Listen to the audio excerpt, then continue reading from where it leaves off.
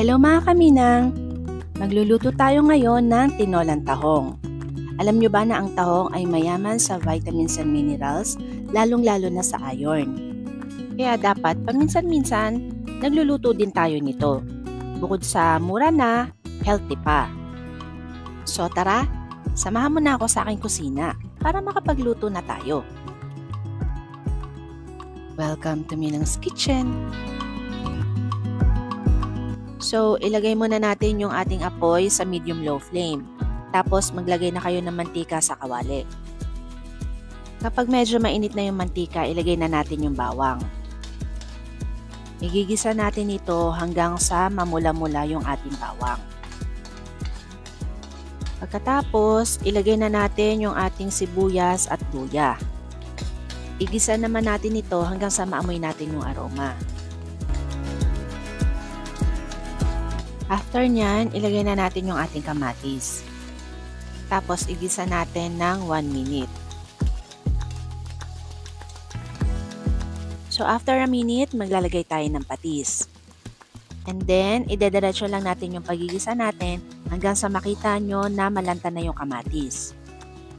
At habang inaantay natin yung mga kaminang, kung gusto mo laging maging updated sa mga bagong recipes and videos natin, i-click mo na yung subscribe button at notification bell para ma-notify ka sa mga bagong uploads natin. I-follow mo na rin ang Minang's Kitchen sa FB, IG, at sa iba pang social media platforms. So pag okay na yung kamatis natin, maglalagay na tayo ng ating pangsabaw. Dito, hugas bigas yung inilagay ko. Pero kung hindi naman yan available, pwede naman water na lang. Tapos maglalagay tayo ng kaunting pamintang durog. Pero yung asin, sa bandang huli na yan ilalagay kung kailangan. Tapos ilagay na natin itong papaya. Uunahin na natin itong lutuin kasi medyo matagal itong lumambot. Di ba yung apoy natin kanina mahina lang? So ngayon gagawin natin, itataas muna natin yan sa high flame. Kapag kumulo na yan, ibaba natin sa medium flame. Pakuluan natin yung papaya ng mga 7 to 10 minutes o kaya hanggang sa matusok nyo na yan ng tinidor. So kapag okay na yung papaya natin, ilagay na natin yung tahong. Tapos maglagay tayo ng siling haba.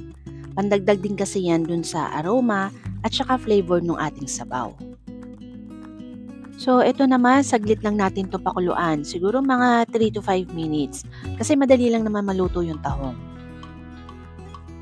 So tulad nga nung sinabi ko kanina, dito tayo mag-a-adjust ng alat. So kapag kulang pa, tsaka kayo magdagdag ng asin or patis. At panghuli, ilalagay na natin yung dahon ng sili.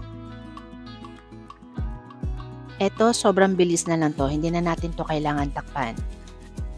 Pakuluan lang natin yan ng mga 1 to 2 minutes. Then, pwede na natin patayin yung apoy. Ito na mga kaminang, luto na. Sarap humigop na mainit na sabaw, diba?